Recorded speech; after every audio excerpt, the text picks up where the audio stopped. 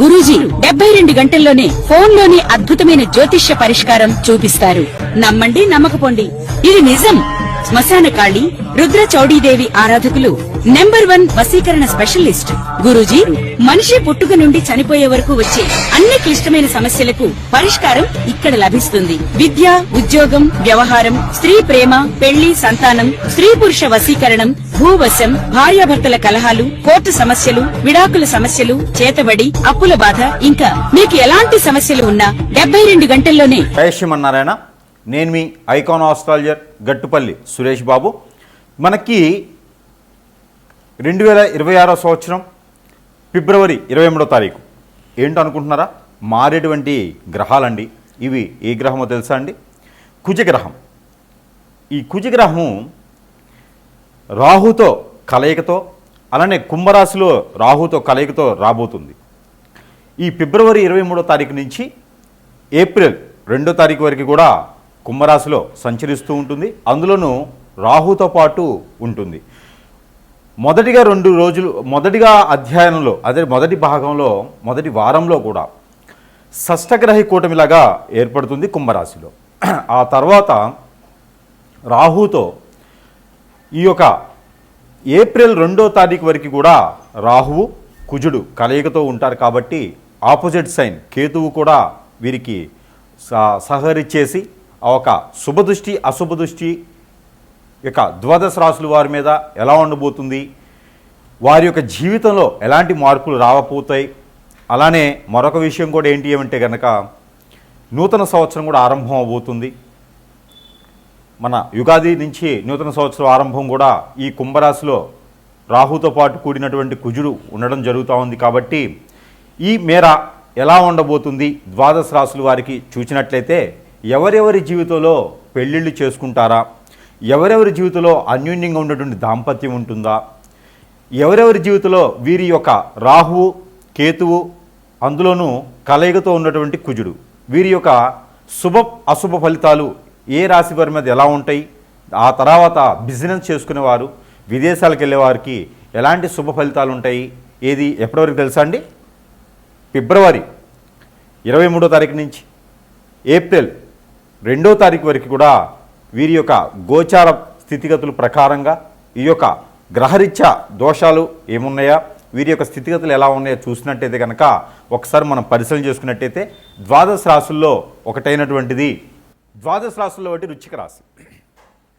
ఈ వృశ్చిక రాశి వారికి ఫిబ్రవరి 23వ తారీఖు నుంచి ఏప్రిల్ 2వ తారీఖు వరకు కూడా కుంభరాశిలో సంచరించేటువంటి రాహు కుజుడు వీరిద్దరి వలన ఎలా ఉండబోతుందో ఒకసారి గమనించినట్టయితే కనుక వృశ్చిక రాశి వారికి పెళ్ళయ్యి భార్యాభర్తలు దూరమై ఉన్నారా?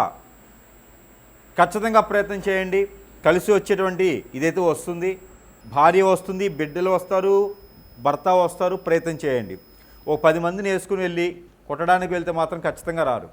మీరు ఇండిపెండెంట్గా ప్రయత్నం చేయండి. ఫోన్ మాట్లాడితేనో ఎట్లున్నారు అంటేనే కాకుండా అడ్రస్లు తెలుసు కాబట్టి మీరు వెళ్ళండి, కూర్చోండి, మాట్లాడండి, పని అయిపోతుంది. వాళ్ళు కావాలి అనుకుంటే మీరు వెళ్ళండి. రెండోది, ఎక్కడైనా మీరు పూర్వీకుల ఆస్తులు ఉండి పూర్తిగా మీ దగ్గర రాకుండా ఉండి ఆ పూర్వీకుల ఆస్తుల వల్ల మీరు ఇబ్బంది చెందుతున్నారా, బాధపడుతూ ఉన్నారా? ఆ పూర్వీకుల ఆస్తులు మీ దగ్గరికి ఇంకా రాలేదా? వీలునామాలు దొరుకుతున్నాయా? ప్రయత్నం చేయండి. ఏప్రిల్ 2వ తారీఖు లోపున ఆ పూర్వీకుల ఆస్తులు కానీ, కోర్టులో ఉన్నటువంటి వ్యవహారాలు కానీ, భార్యాభర్తల మధ్య ఉన్నటువంటి వెడబాటు భారం కానీ, కోర్టు వరకు వెళ్ళినటువంటి విషయాలు కానీ ప్రతి ఒక్కటి కూడా మీకు సానుకూల పడేటువంటి యోచన కనిపిస్తుంది. కనపట్టి మీరు ప్రయత్నం చేయవచ్చు. ఇక ఆరోగ్య సమస్యలు అయితే కనుక మీకు స్టమక్ రిలేటెడ్ సమస్యలు అయితే కనబడుతూ ఉన్నాయి. అది కూడా ఎందుకు అంటే కనుక బుధ భగవానుడు మీకు నీచంలో ఉన్నారు. కాబట్టి ఈ యొక్క స్టమక్ రిలేటెడ్ సమస్యలు అయితే మీకు ఆరోగ్య సమస్యలు కనిపిస్తూ ఉన్నాయి. కాబట్టి దాని దగ్గర ప్రికాషన్స్ అయితే తీసుకోవాలి. ప్రతిరోజు కూడా వామ్ వాటర్ కానీ జీలకర్ర వాటర్ కానీ ఖచ్చితంగా తీసుకున్నట్టయితే కనుక మీరు ఈ యొక్క ప్రికాషన్స్ బాగుంటాయి. అప్పుడు మీకు ఈ యొక్క ఆరోగ్య సమస్యలు రాకుండా ఉంటాయి కాబట్టి ఆ మీద ప్రయత్నం చేసుకోవచ్చు. ఇక చిన్నపాటి పరిహారాలు చేసుకున్న అదృష్టవంతులు అవ్వచ్చు. వీటితో పాటు మీకు మరొకటి ఏంటంటే కనుక మీకు ఎలాంటి సమస్య ఉన్నా కూడా ఆ సమస్యకి పరిష్కార మార్గం చూపించే దిశగా ఏదైనా వస్తువు కావాలి అనుకుంటే మంత్రోచ్చారణ చేసినటువంటి వస్తువులు మీ యొక్క ఏదైతే అందుబాటులో ఉన్నాయి సమీపంగా మీకు అందుబాటులో ఉండి సరసమైనటువంటి ధరల్లోనే మీకు లభ్యపడుతున్నాయి. కాబట్టి ఎవరికైనా కావాలి సంప్రదిస్తే కూడా మీకు అందజేసేటువంటి సదవకాశాలు మా దగ్గర లభ్యపడుతున్నాయి. కాబట్టి ఎవరికైనా కావాలంటే సద్వినియోగం చేసుకోవచ్చు. అలానే ఈ యొక్క చిన్న పరిహారం చేసుకొని అదృష్టవంతులు అవ్వచ్చు. అలానే ఈ రాశి వారు కనుక ఈ చిన్న పరిహారం చేసుకున్నట్టు కనుక మీకున్నటువంటి కుజదోషం ఒకటే కాదండి, రాహుకేతు దోషం కూడా కొంతమేర పటాపంచలయ్యేటువంటి అవకాశం లేనున్నట్టుంది, ఖచ్చితంగా ఉంటుంది. కాబట్టి ఈ యొక్క చిన్న పరిహారం అయితే కనుక మీకోసం అది ఏమిటో తెలుసా అండి?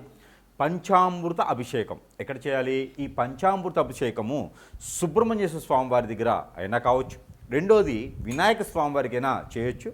లేదు అంటే కనుక మీకు ఎక్కడైనా సమీప దూరంలో శివాలయం ఉంటే కనుక శివాలయంలో అయినా సరే మీరు ఈ యొక్క పంచామృత అభిషేకం అనేది చేయొచ్చు. లేదు అంటే కనుక మీకు నాగపడిగలు ఎక్కడైనా ఉంటే చేయండి.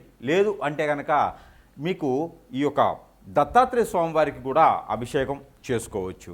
ఇలా చేయడం ద్వారా మీకున్నటువంటి గ్రహరీత్యా దోషాలన్నీ కూడా పటాపంచలైపోతాయి. దానితో పాటు ముఖ్యంగా ఈ రాహు కేతువు అలానే కుజుడుకు సంబంధించినటువంటి దోషం కూడా మీకు ఖచ్చితంగా పటాపంచలేదానికి అవకాశం ఉంది. ఇకపోతే మీరు గోధుమలు 1 కిలో, పచ్చ పెసలు 1 కిలో, ఉలవలు 1 కిలో, కందులు 1 కిలో, ఇవన్నీ కూడా తీసుకొని వెళ్ళి ఒక ఎర్రని వస్త్రం తీసుకొని ఒక రాగి చెంబు పాత్ర తీసుకొని ఇవన్నీ కూడా ఎక్కడైనా మీ తలమేం పెట్టుకొని వెళ్ళి పారేడు నీటిలో వేయాలి. మీకు సమస్య ఏముంది, గ్రహరీత్య దోషాలు ఉన్నాయి, దాని నుంచి మీకు ఏది అపారం జరగకూడదు అని చెప్పి తలుచుకొని అవన్నీ కూడా మీరు ఆ పారేడు నీటిలో వేసి ఆ బట్టలతోనే స్నానం చేసి ఆ బట్టలను అక్కడ వదిలివేసి బయటికి వచ్చిన తర్వాత ఎక్కడైనా సమీప దూరంలో అమ్మవారి కానీ స్వామివారి కానీ ఆలయం ఉంటే కనుక అక్కడ మీరు మట్టి ప్రమిదలో 5 ఒత్తులేసి దీపారాధన చేయాలి. ఈ చిన్న పరిహారం చేసుకోవడం ద్వారా మీకు ఈ గ్రహరీత్య దోషాలైతే కొంతమేర పటాపంచలైపోయేదానికి అవకాశం ఖచ్చితంగా ఉంటుంది. ఇక మరొకటి ఇసుక. మీ అందరికీ తెలిసింది ఇసుక అనేది ఎక్కడ దొరుకుతుంది? శాండ్. ఇసుక 1 గుప్పెడు, జీడి గింజలు 1 గుప్పెడు, అలానే నల్ల మిరియాలు బ్లాక్ పెప్పర్ సీడ్ 1 గుప్పెడు, అంటే ఒక 20 గ్రాములు 30 గ్రాములు సుమారుగా తీసుకొని ఇవన్నీ కూడా ఒక రెడ్ కలర్ వస్త్రంలో మూటు కట్టి ముడుపులా కట్టేసి ఆ ముడుపుని ఏదైనా మంగళవారం బుధవారం రోజున మీరు ఈ ఏప్రిల్ 2వ తారీఖు లోపు తల చుట్టూతో 7 టైమ్స్, తల దగ్గర నుంచి కాలు వరకు 7 టైమ్స్ ఇలాగ మీరు దిష్టి తీసుకున్నట్టయితే కనుక ఈ దిష్టి తీసుకున్నది ఏదైనా తీపిగా ఉండే చెట్లకి, అంటే మామిడి, దానిమ్మ, సపోటా ఇలాంటి చెట్లకి ఆ కొమ్మలకు కట్టేసేయండి. 6 సాయంత్రం 6 చేయాలి. ఈ చిన్న పరిహారం చేసుకున్నట్టయితే మీకు ఉన్నటువంటి గ్రహరీత్య దోషాలు, ముఖ్యంగా రాహుదోషం, కేతుదోషం, అలానే కుజుని దోషం పటాపంచలైపోతుంది. ఈ యొక్క చిన్న పరిహారం చేసుకొని అదృష్టవంతులు అవ్వండి. అలానే ఈ రాసుల వారికి ఈ చిన్న పరిహారం అయితే కనుక ఖచ్చితంగా మీకోసం ఏమిటంటే కనుక మీకు కుజుదోషం, రాహుకేతు దోషం ఏమైనా ఉందా? అయితే మీకు మీ పొలాల్లో కావచ్చు, ఒడ్ల మీద కావచ్చు, గట్ల మీద కావచ్చు, మీ ఇంట్లో కావచ్చు, నర్సరీ నుంచి తెచ్చుకొచ్చే మొక్కలు కావచ్చు, మీరు అపార్ట్మెంట్లో ఉంటే ఆ మొక్క ఒకటి తెచ్చుకుంటే సరిపోద్ది. ఏమిటి అనుకుంటున్నారా? అరటి మొక్క. ఈ అరటి మొక్క కానీ అంటు కానీ ఏమైనా ఉంటే తీసుకొచ్చుకొని దానికి ఒక పసుపు తాడు, అది ఎట్లాగా కావాలి అంటే కనుక ఆడవారైనా మగవారైనా సరే ఒక తెల్లని దారం, మిషన్ దారం ఉంటుంది కదా, అది తీసుకొచ్చుకోండి. అది మీరు ఎంతైతే హైట్ ఉంటారో బొటనవేలు, ఖాళీ బొటనవేలు దగ్గర నుంచి తల వరకు కూడా ఇలాగ కొలుచుకోండి. పోగులు పోయండి. ఆ పోగులు 9 ఉండాలి. 9 పోగులు పోసి దానికి పసుపు, గంధం, కుంకుమ రాయండి. రాసిన తర్వాత ఆ దారానికి 7 ముళ్ళు వేయండి. 7 ముళ్ళు వేసిన తర్వాత దానికి ఒక పసుపు కొమ్ము కట్టండి. దానికి ఒక తమలపాకు కట్టండి. దానికి ఒక మామిడాకు కట్టండి. ఇలాగా కట్టినటువంటి ఆకులతో ఉన్నటువంటిది ఇది తీసుకొని వెళ్ళి ఆ ఒక గురువారం రోజు కానీ మంగళవారం రోజు కానీ చేయాలి. ఇది ఎప్పుడు? ఏప్రిల్ 2వ తారీఖులోపే చేయండి. ఇది తీసుకుని వెళ్ళి ఆ అరటి కొమ్మకి అరటి మొక్కకి కట్టేసేయండి. 3 ముళ్ళు వేసేసేయండి. వేసేటప్పుడు మీకున్నటువంటి దోషాలు ఏవైతే ఉన్నాయో ఆ దోషాలన్నీ కూడా మీకు ఇంతటితో పటాపంచలైపోవాలి, ఉపశమనం లభించాలి అని మొక్కుకోండి. తర్వాత ఒక ముగ్గురికి అదే రోజున టిఫిన్సో భోజనమో పెట్టండి. ఇది అయిన తర్వాత చెట్టు తీసుకెళ్ళి మరుసటి రోజు ఒక నిద్ర చేసిన తర్వాత ఆ మొక్కను తీసుకుని వెళ్ళి ఎక్కడైనా ఆలయంలో కానీ స్థాపించండి. మీ పొలాలుంటే పొలాల్లో స్థాపించండి. ఈ రెండు లేదనుకుంటే ఇంట్లో ఉంచకండి. తీసుకుని వెళ్ళి ఎక్కడైనా పారేడు నీటిలో వేసేయండి. ఆ కుండితో సహా పారేడు నీటిలో వేయండి. ఇలా చేయడం ద్వారా కాలసర్ప దోషం, నాగదోషం, కుజుదోషం, కళత్ర దోషం, దాంట్లో కూడా రాహుకేతు దోషం, భార్యాభర్తలు దూరమైన, పెళ్ళైన తర్వాత దూరమైన, పెళ్ళి కావట్లేదు అనుకున్నా, ఎంగేజ్మెంట్లో సంబంధాలు ఆగిపోయినా, దగ్గర దాకా వచ్చే సంబంధాలు పోయినా కూడా ఈ ఒక పరిహారం చేసుకుంటే అదృష్టం అనేది మీ వరకు వస్తుంది. అలానే అదే అరటి మట్ట తీసుకొని అదే రోజున మట్టలో దీపారాయణ చేసి 2 ఒత్తులేసి ఆవు నెయ్యితో దీపారాయణ చేసి నీటిలో వదలండి. మనం కార్తీక మాసంలో వదులుతాం కదా, అలాగా నీటిలో వదలండి. ఎక్కడైనా చెరువు కుంట లేకపోతే మీ ఇంట్లో ఉన్నటువంటి గాబులు ఇట్లా బకెట్లో నీళ్ళు పట్టి దాంట్లో వదలండి. కొండెక్కేదా దాన్ని అలా వదిలేసేసేయండి. ఇలా చేయడం ద్వారా ఆర్థిక సమస్యలు, ఆరోగ్య సమస్యలు కూడా మీకు ఇలా పటాపంచలైపోతాయి.